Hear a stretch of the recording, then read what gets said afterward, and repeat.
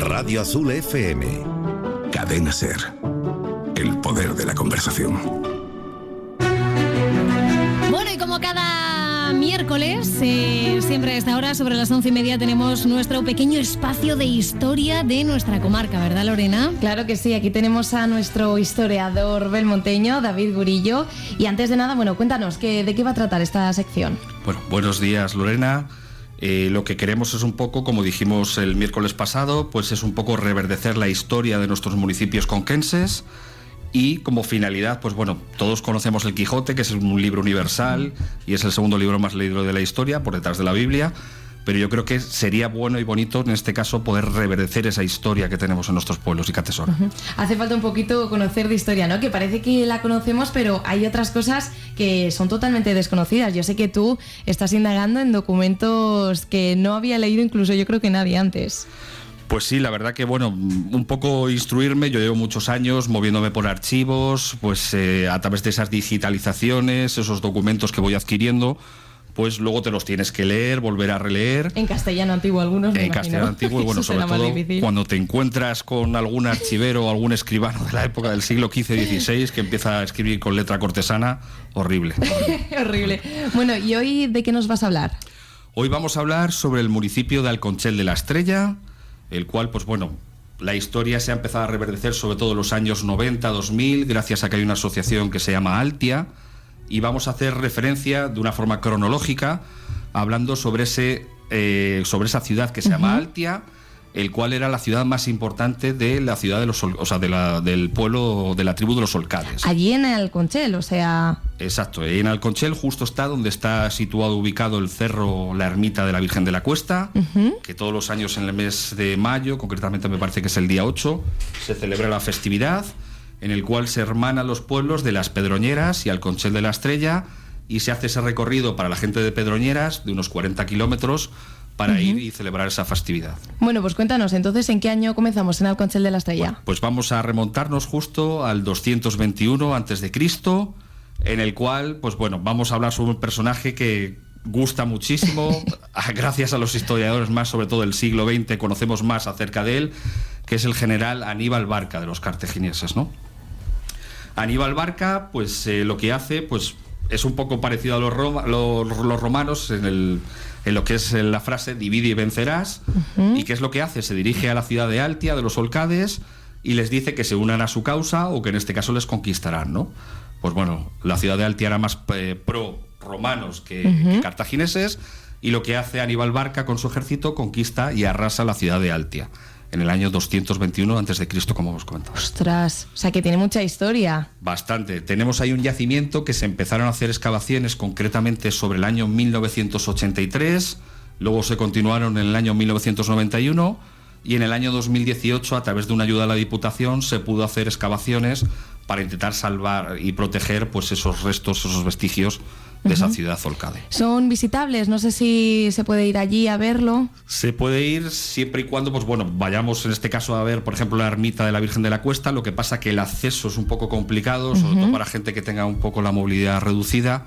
No es muy accesible, pero sí que es cierto que, bueno, las ruinas en este caso, con esa primera fase que se hizo, las se están deteriorando porque al final, pues bueno, son muy primitivos los recursos que hay utilizados.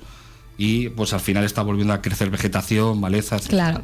Bueno, entonces estamos hablando que Alconchel de la Estrella es antes de Cristo, o sea, la historia que tiene es antes de Cristo, un municipio que, bueno, es un pequeño municipio de la Mancha Conquense, pero tiene historia para aburrir. Exacto, pues si me permites, Lorena, vamos a hablar un poco sobre todo sobre Aníbal Barca, el general.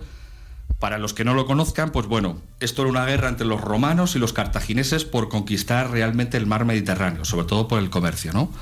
Hay ciertos oligarcas que están tanto en la parte de los cartagineses, Cartago se ubica, para que nuestros oyentes no lo conozcan, en Túnez, y los romanos en este caso pues lo que quieren es concentrar todo ese comercio y mantener ellos, en este caso, ese poder máximo entre esa rivalidad entre los dos, ¿no?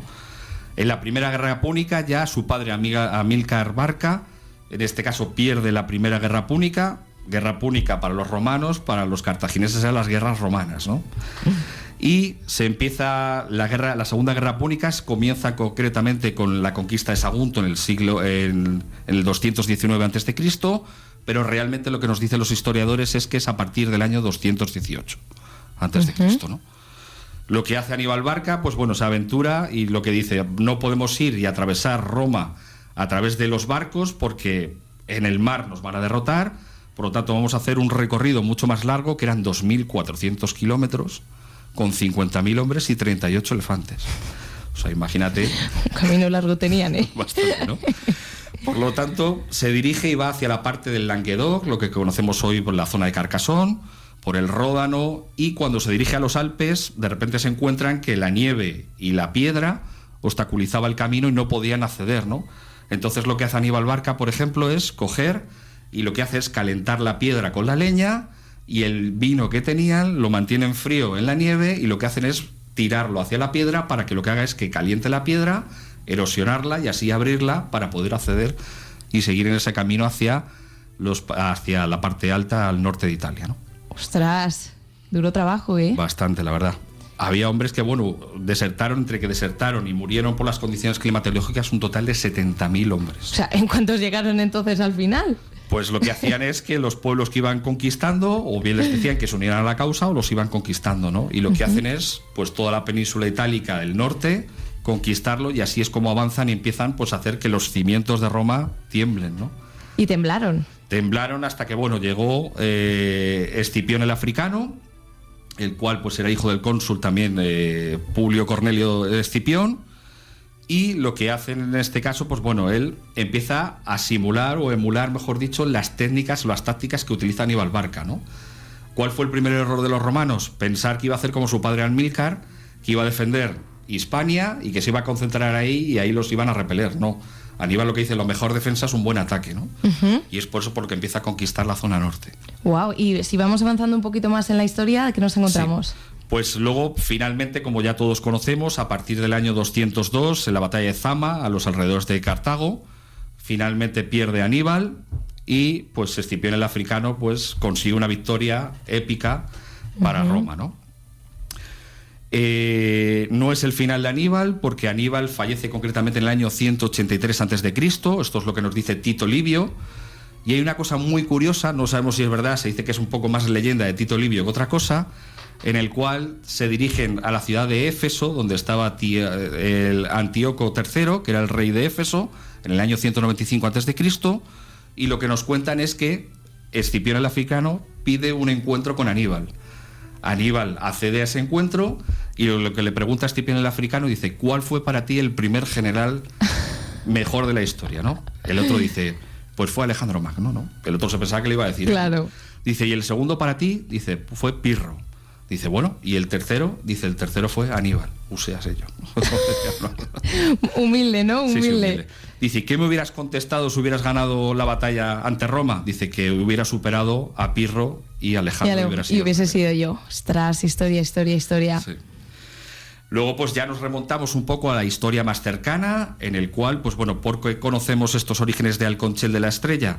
Bueno, he de decir que se llamaba Alconchel, ¿vale? Lo del tema de la estrella ya vamos tirando más hacia el siglo XX. ¿Ah, sí? O sea que es reciente realmente. Efectivamente, concretamente en el año 1916 es cuando se le da el título de Alconchel de la Estrella, ¿no? Pues, o sea que el nombre como lo conocemos tiene poco más de 100 años. Efectivamente, ¿no? Pero todo se remonta al año 1194 después de Cristo, cuando Alfonso VIII, el rey de Castilla, lo que hace es darle en la ciudad de Alarcos, que está cerca de Ciudad Real, le concede a la Orden de Santiago la ciudad de Alconchel, ¿no?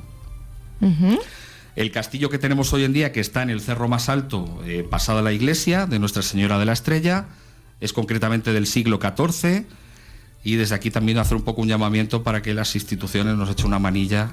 Sí, ¿no? Y podamos un poco... ¿Cuál es su estado actual? Pues ahora mismo está en ruina y algunos de los cubos de las torres incluso están un poco sujetos con madera, que no es muy fiable. Vale. Y el acceso es bastante complicado. No se lo recomiendo a la gente. Yo un día subí y para bajar me vi negro. Bueno, cuéntanos más.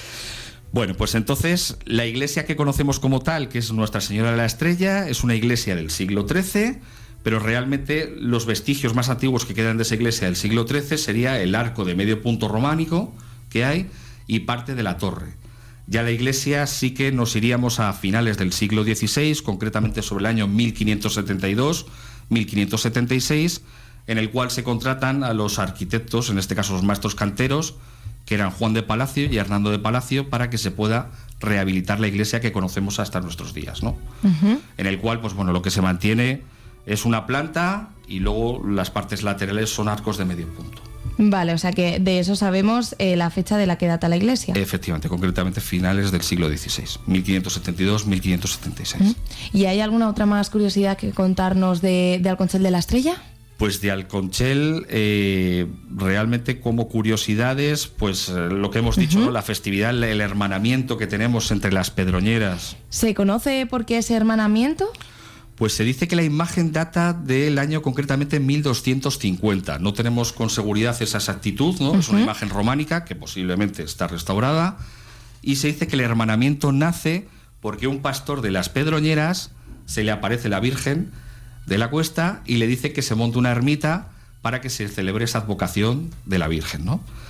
Lo que tenemos constancia es que los reductos que quedan de esa antigua o primitiva construcción, donde se hace la ermita de la Virgen de la Cuesta, data del siglo XIII, en el cual se decía que había una antigua fábrica. Vale, vale. Bueno, pues curiosidades de, en este caso, el municipio manchego Alconchel de la Estrella. David Gurillo, muchísimas gracias por contarnos un poquito más de la historia de nuestra comarca. Y también esta semana tienes guía turísticas, rutas. Gracias a vosotros, Lorena, y efectivamente sí, tenemos rutas en el cual pues comenzamos en el Castillo de Belmonte a partir de las 10:30, luego haremos en este caso la Villa de Belmonte y por último a la tarde la Colegiata de San Bartolomé, y si alguno quiere pues conocer ese Belmonte misterioso, tenemos una ruta nocturna que comienza a partir de las 10:15 de la noche. ¿Qué días de la semana? Sería tanto el sábado, el viernes como el sábado. Perfecto. Pues David, muchas gracias por estar aquí con nosotros hoy. Adiós. Radio Azul FM. Cadena Ser. El poder de la conversación.